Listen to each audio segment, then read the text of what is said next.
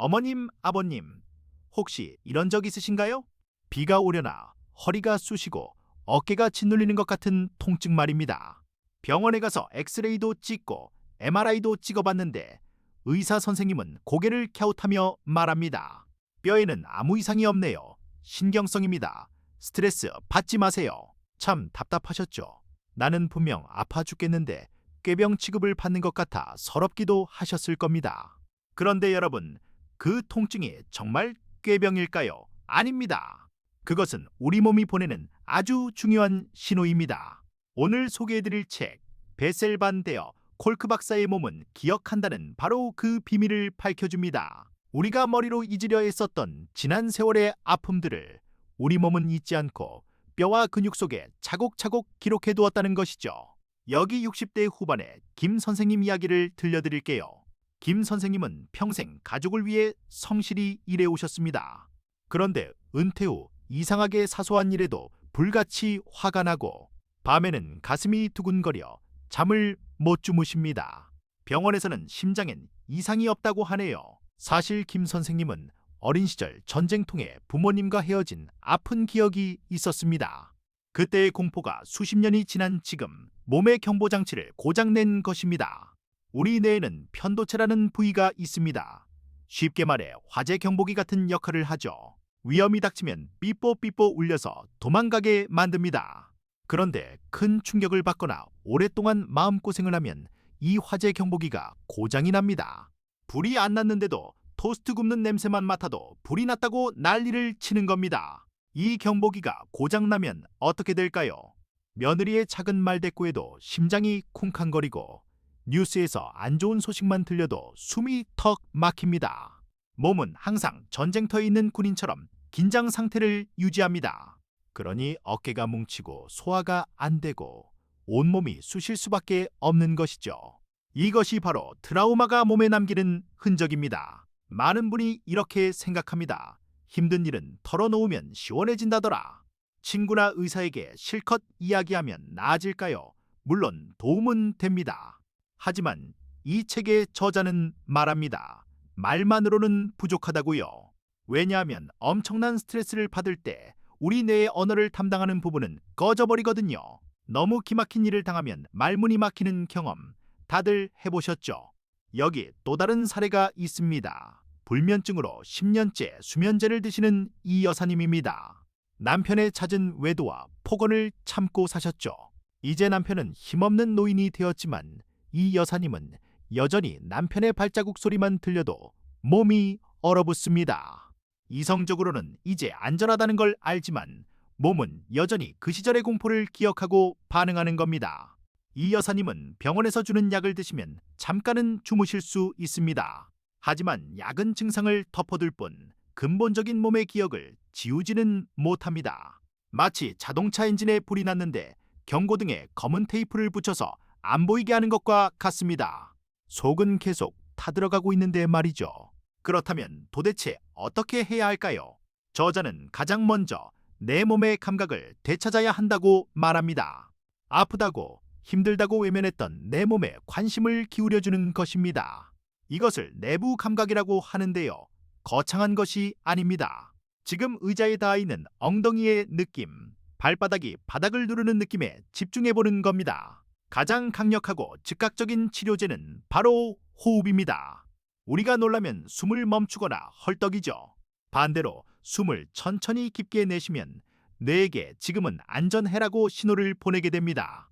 자, 지금 한번 해보실까요? 코로 깊게 들이마시고 입으로 후하고 길게 내뱉어 보세요. 배가 풍선처럼 부풀었다가 꺼지는 걸 느껴보세요. 어려운 운동이 아닙니다. 요가나 가벼운 스트레칭도 아주 좋습니다. 몸을 움직이면 굳어있던 근육 속에 갇힌 감정들이 풀려나갑니다. 저자는 실제로 요가를 통해 많은 환자가 만성 통증에서 벗어나는 것을 목격했습니다. 내가 내 몸을 조절할 수 있다는 자신감이 생기면 과거의 무력감에서 벗어날 수 있거든요. 혼자 하기 힘들다면 합창단이나 댄스 교실도 훌륭한 치유법입니다. 다른 사람들과 리듬을 맞추고 눈을 맞추는 행위는 우리 뇌의 사회적 연결망을 다시 켜줍니다. 고립감은 트라우마의 가장 친한 친구입니다. 밖으로 나와서 박자에 맞춰 손뼉을 치고 발을 구르는 것만으로도 뇌는 살아있음을 느낍니다.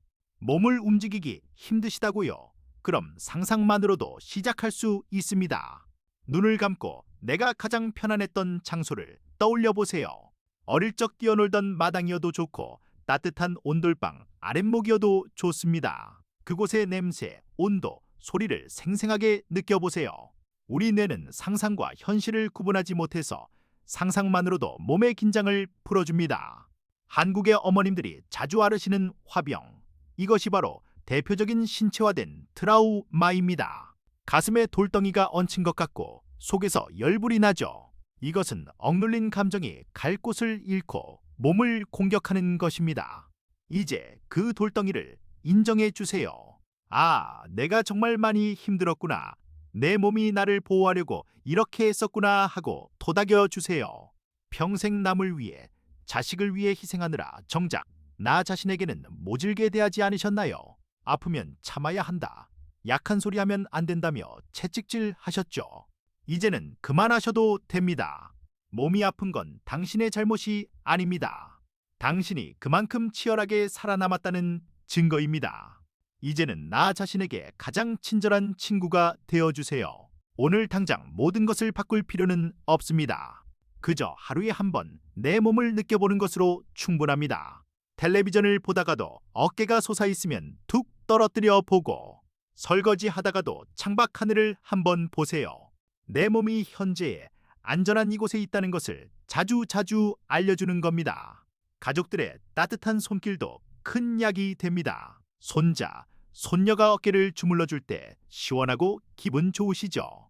그것은 단순히 근육이 풀려서가 아닙니다. 사랑받고 있다는 느낌, 안전하다는 느낌이 뇌를 진정시키기 때문입니다. 배우자나 자녀분께 오늘 한번 부탁해보세요. 등 좀 쓰다듬어 달라고요. 과거는 이미 지나갔습니다. 하지만 몸은 그것을 모른 채 매일 전쟁을 치렀습니다. 이제 몸에게 말해주세요. 그때는 정말 무서웠지만 지금은 끝났어. 나는 이제 안전해. 이 말을 소리내어 해보는 것도 아주 좋습니다. 처음에는 어색하겠지만 계속하다 보면 몸이 듣고 반응하기 시작할 겁니다. 뇌는 늙어서도 변할 수 있습니다. 이것을 뇌가소성이라고 합니다. 80세가 넘어서도 새로운 신경망을 만들 수 있습니다. 늦지 않았습니다. 몸과 마음의 연결을 회복하면 통증은 줄어들고 잠은 편안해지며 삶의 기쁨을 다시 느낄 수 있습니다. 오늘부터 내 몸의 목소리에 귀 기울여 보세요. 오늘 내용은 뱃셀 반대어 골크 박사의 몸은 기억한다를 바탕으로 전해드렸습니다. 혹시 지금 어깨가 뭉쳐있다면 깊게 숨을 한번 쉬어보세요. 여러분의 몸은 여러분의 가장 충실한 아군이 되고 싶어합니다. 오늘 영상이 마음의 위로가 되셨다면 구독과 좋아요 버튼 꾹 눌러주세요. 여러분의 편안한 밤을 응원합니다. 감사합니다. 잠시만요. 아직 궁금한 게 남으셨나요?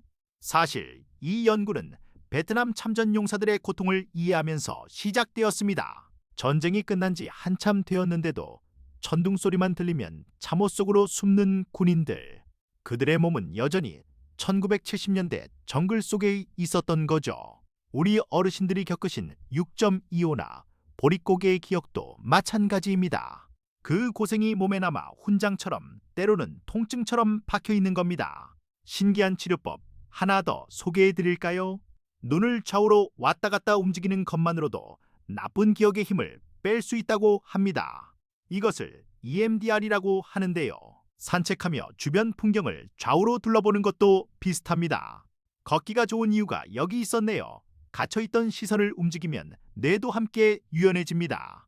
많은 분이 나를 사랑한다는 말을 쑥스러워 하십니다. 하지만 내 몸이 그동안 견뎌준 고통을 생각해보세요. 얼마나 고마운가요? 오늘 밤 주무시기 전에 가슴에 손을 얹고 이렇게 말해주세요. 고맙다 내 몸아, 고생 많았다. 그 따뜻한 말 한마디가 어떤 명약보다 좋을 수 있습니다. 저자는 연극 치료도 추천합니다. 내가 아닌 다른 사람의 역할을 해보면서 억눌렸던 감정을 표현하는 것이죠. 꼭 연극이 아니더라도 좋습니다. 노래방에서 슬픈 노래를 부르며 펑펑 울거나 신나는 노래에 맞춰 소리를 질러보세요. 감정은 흘려보내야 합니다. 고이면 병이 됩니다. 혹시 손주들을 돌보시나요? 아이들의 웃음소리, 뛰어노는 모습은 최고의 치유제입니다. 아이들은 현재를 삽니다. 과거를 후회하거나 미래를 걱정하지 않죠. 아이들과 함께 놀아주면서 그 순수한 에너지에 동참해 보세요. 아이처럼 웃을 때 우리 뇌의 경보장치는 잠시 꺼지고 평화가 찾아옵니다. 물론 혼자서 감당하기 너무 힘든 기억도 있습니다.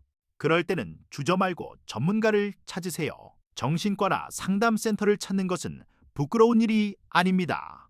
뼈가 부러지면 정형외과를 가듯이 마음이 다치면 마음병원을 가는 것이 당연합니다. 용기 내는 여러분을 응원합니다.